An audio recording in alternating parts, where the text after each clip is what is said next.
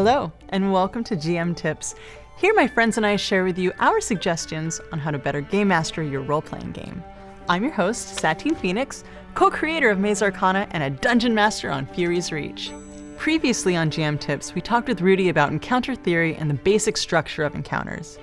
Today, I'm joined by Matt Colville, where we are going to jump right into the show and give you details on designing an encounter.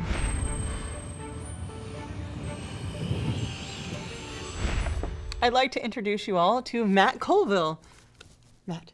Yes. Welcome to the show. Thank you very much, Ms. Phoenix. I presume, based on your name, by the way, that you are descended from Phoenix, the tutor of Achilles, the hero of the Trojan War. Yeah. Yes, of course. Obviously. Yes, I guess. I'm glad to have my suspicions confirmed. Yes. We did a pre-interview. Yes. Because your brain has so much in it that I had to really Most of it's just like, Saturday morning cartoon lyrics. There's not much in there. I think there's some mice running around. And we talked about wargaming Yes. and how you really like the strategy of wargaming. Yeah. But wargaming versus D&D? Well, I mean, to me, D&D is, this is going to sound super weird, and I don't think I've talked about this on my channel, but to me, D&D is a war game. D&D is what you get if you assume, hey, let's all play a war game, but instead of you running an army, you're going to run one character. Well, if that's true, then now I want to know what that character's name is, right? And now I want to know what their personality and backstory is. And all of the stuff that you get from D&D all flows out of that assumption that we're going to play a war game, and except you're just going to play one character. And so I run a very tactical game. I think that's maybe somewhat out of fashion these days. It's usually about 50% role-playing, 50% combat. And that combat is on a grid. Like we always have minis. And I know like there are people out there that think that that's a new development. But I started in the 80s, and we all, even when we didn't have minis, we used M&Ms. We used whatever we needed to use. We would literally use Fig Newtons if we needed to, and then when you killed the orc, you got to eat the Fig Newton. Yeah, exactly. But we had a battle mat that we bought, and it was always on a grid. Gummies. Yeah, Gummy absolutely. minis. We use gummy bears. Yeah, sure. No, I mean, like, if you could make gummy minis. Yeah, somebody do that. That's amazing. Wow. You could have different flavored goblins. Just invented that. Yeah, we are going to make $1 million. That is amazing. When we sue the person that actually makes it. So, do you have your players in an army, or how do you? No, It's just in 5th edition, I think there's an optional rule. I'm not sure. It's if you are flanking, then you get advantage, and that's an easy way to make it so the players understand when do I get advantage. I found that without that, the players aren't always clear what they have to do to get advantage. And here, there's a very easy, clear way. And now all of a sudden, once you have stuff like flanking, because D&D 5 doesn't have facing, right? It doesn't matter which way your character is facing. Now we have situations where players are essentially playing Final Fantasy Tactics, right? Yeah. And especially for my players, I work at a video game company. They know that. Once you say this is like Final Fantasy Tactics, they go, oh, I get it. And it's all about positioning, and it's about building, and it informs how I build encounters. Like if you play a war game, a war game is, and we'll talk about this later, a war game is balanced. Like we're going to both spend 50 points on our army or whatever. And so we know that we're each roughly equal and likely to succeed. But then I need to spend those points, I need to buy like archers, right? I need to buy some infantry to keep the archers alive so they can do their thing. And all that stuff that I learned from wargaming all pays off in when I design my encounters. Like I always want to make sure that we have some meat shields up at front, not only to like absorb hit points and stuff, but to keep the players from attacking the squishies in the back, right? And I ran an encounter where it was the first time the players had ever encountered counterspell. And it was a troll shaman, and I always had to make sure the troll shaman was 30 feet from the spellcaster because that was the range of the spell, and the player picked up on that. The player's like, that character is trying to stay within range of me for a spell, and this is all tactics. Yeah. This is all tactics and the stuff you learn in wargaming. So it pays off all the time. Oh, that's so cool. We talked about action economy. Yeah, the fact that when you're building an encounter, especially in 5th edition, although I think this is true in any RPG, when you're building an encounter, there's a lot to worry about. But one footnote that I always have in the back of my head is the fact that the bounded accuracy of 5th edition makes it so that you're likely to hit. I think you have like a 60% chance of hitting in any given, which is good design because it sucks to miss. So you don't want to do it that often, right? Players want to feel like me, and I just roll so bad. We were just talking about that. Like your die apparently has more 2s on it than everybody else's. It does. They used to make a 20-sided die that was numbered 1 through 10 twice, right? And for a completely different game. And I had a friend of mine all night was rolling that die, and I'm like, Dave, I don't think you're ever going to hit with that. He was so angry. I just rolled an 18. Sorry. You rolled a 20. I did roll. I was trying to show off that it lights up, and it literally. So yeah, if only I could use my powers for good instead of evil. So the idea of the action economy is that and this is super important for building encounters in 5th edition, as soon as the bad guys outnumber the heroes, things have just gotten much more difficult for them in a way that isn't always obvious. Right? Yeah. If you have 4 heroes against 3 or 4 goblins, they're probably going to win. But as soon as there's 5 or 6 goblins now, because the goblins are likely to hit, they have about a 60% chance of hitting, they're going to be hitting more often, they're going to get more actions. A hero is more likely to go down before a goblin does, and now we've got 5 or 6 goblins against 3 heroes. Yeah. Right? And so it's this death spiral of once you start losing, you're more likely to lose. So that it works both ways. Whenever I want to challenge the players, I throw a lot of bad guys at them, right? And that way they know this is super. And I tell them that, by the way. I tell them when we start playing and I remind them. I say, anytime you guys are outnumbered, the odds are stacked against you. And that's not something that's obvious. And so we'll be playing, it'll be hours later, and they'll walk into a room and there'll be lots of bad guys. Oh, we can take this. And someone will say, remember what Matt said at the beginning of the thing? This is a much tougher encounter than it seems. So that's like the whole CR rating thing, right? Where it's like, okay, and Does anybody use CR? I don't know. Rudy does. Really? Yeah. Well, okay. Let's see if we can break him of that. But in that way, it says, okay, you have these characters at this level, and the easy, medium, hard, extremely hard, like this is generally how you should set up your encounter. Yeah, but that's all bullshit. And why do you say that? Well, I don't know. Like, do you have to do you need CR to tell you that you can use goblins against a 1st level party, but you probably shouldn't against a 9th level party because that's ridiculous? Yeah. Like, don't we know these things? Maybe not. Maybe if you're new to the game, so it's useful if you're a brand new player and you literally don't know, like, that, like, I know noodly stuff. Like, I know that goblins are tougher than kobolds. Yeah. But if you're a new player, you probably don't know that. So the CR rating is a great way of saying, oh, like, these guys are a 1/8 and these guys are 1/4, so I can use more of these. Yeah, that's true. But I personally don't need that. The thing that I use CR for is when I'm throwing an encounter together and I'm like, oh, I want to use this one undead thing. And I look at it and it's like the party's 3rd level and this is CR 9. I go, whoa, what is going on? Right? I'm not doing math. I'm not doing any kind of like, I'm not spending points or anything like that. I'm not using the rules in the DMG. But knowing that this bad guy is a way higher CR than I thought he was helps me not kill my players. So do you adjust it? So say you're like, I really That is like literally this what I'll bad do. guy. Yeah, well, because I know that, like, I know how it works. Like, all I have to do is make them less likely to hit, give them fewer hit points. All right, make them, like, there's a couple of things you tweak. Instead of +9 to hit, he's +5. And you know what those numbers are because you know what the players have. Yeah. Like, the players have about this bonus, give the bad guy about that bonus.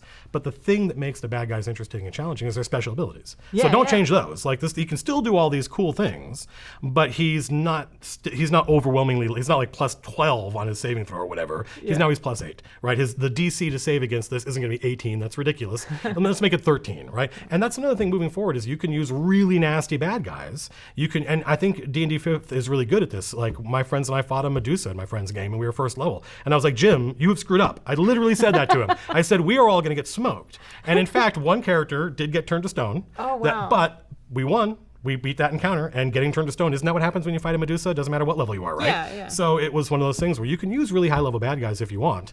It's just what makes them bad, what makes them interesting, and what makes the players feel like, oh, this is going to be a huge challenge, is the number of special abilities they have. It's not their armor class or the hit points or stuff like that. And you can keep all those things. You just got to make it less likely that they work. You got to make it more something in tune with whatever level the players are. Yeah, I like it when the bad guys work together too, because one of the things that I have at my tables is I do a thing called Voltroning, where I have people work together and then they get advantage or triple advantage depending on advantage. Well, it depends. If they're really creative about it and just gang up on something. That's awesome. When you say triple advantage, do you mean literally like roll 3 d20s? Yeah. I had never heard of that or thought about it until now, but that is super awesome. I am totally going to steal that. Because it gets people to work together and play together.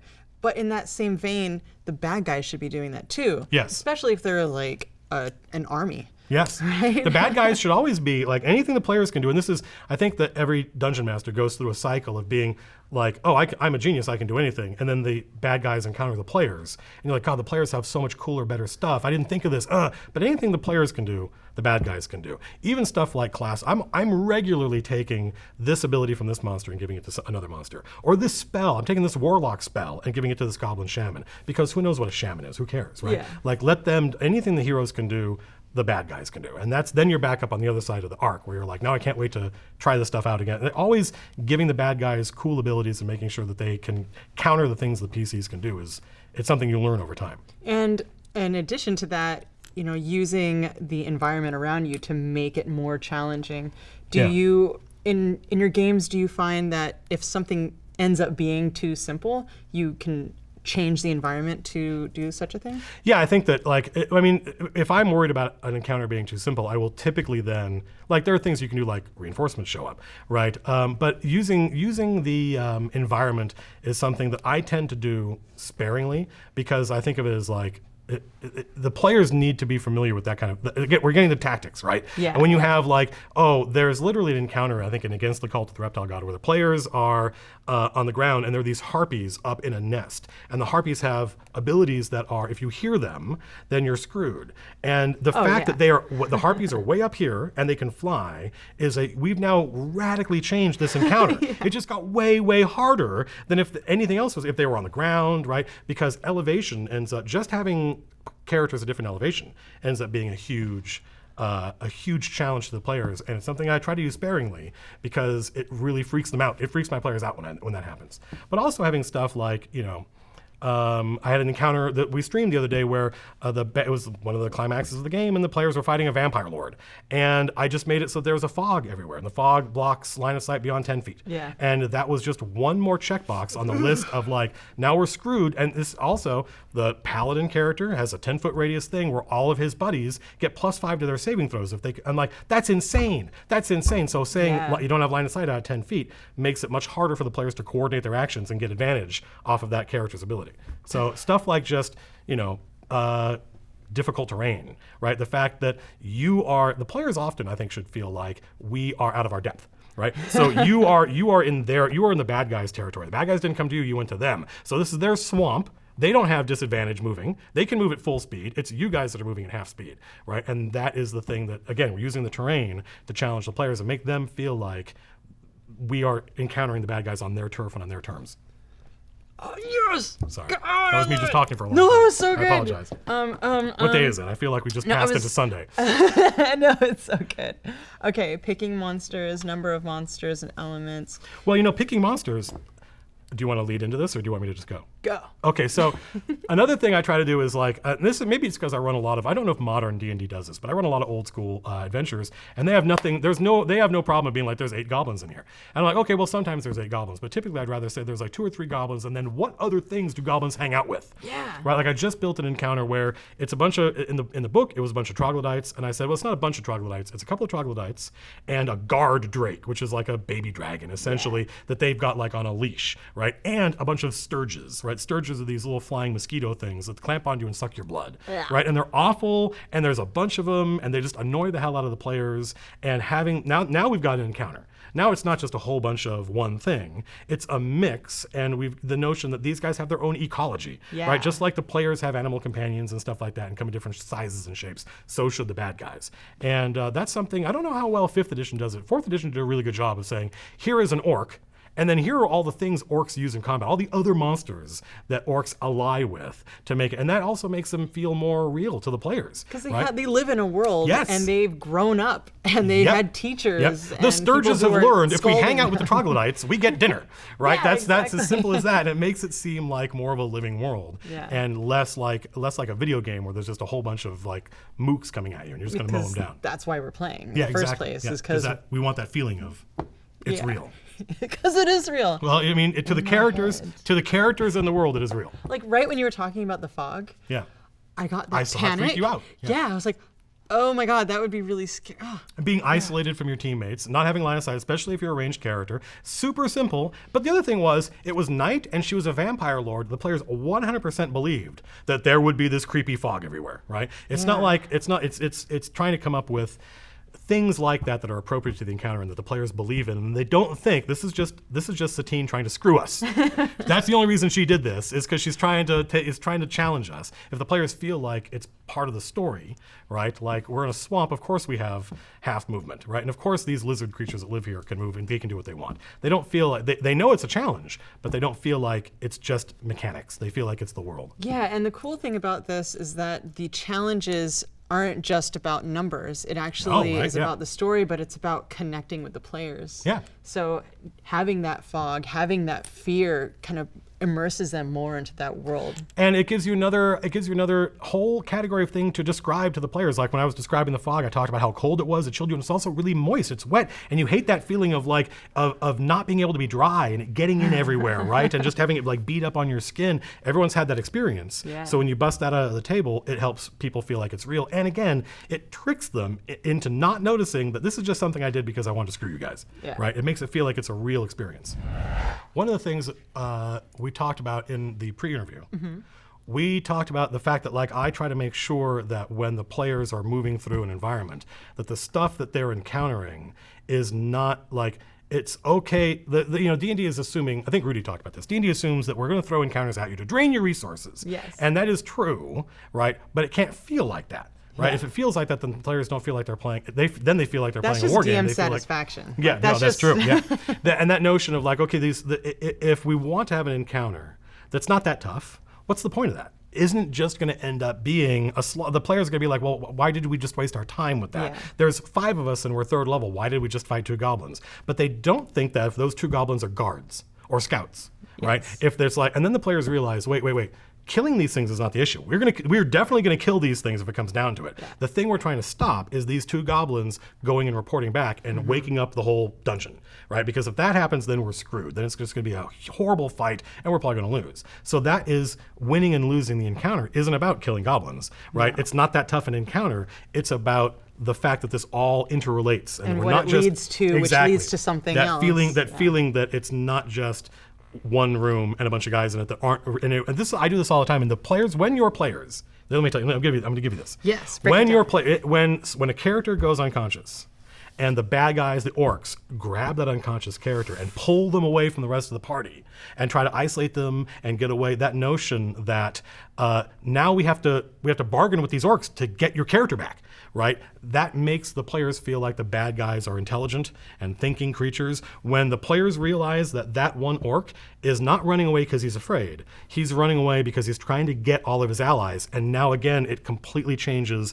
how they perceive the encounter. Now there's all these other orcs that are trying to kill us, but we got to get that one guy. If that guy gets to this door, we are screwed, right? So the notion that the bad guys want to win, this is something I try to tell other DMs all the time. The bad guys want to win. They do not know that they are characters in your game. Yeah, exactly. Right? So they're going to try and do things like, they know that the heroes are weak and emotional. So they're going to try and use unconscious characters and say, retreat or we kill this character, right? And overwhelmingly, even though players like that feeling of being like, the man with no name, and I'm Wolverine. If you have one of your buddies and they're down and this character is going to die if you don't retreat, the players are like, okay, all right, wait. We're willing to negotiate.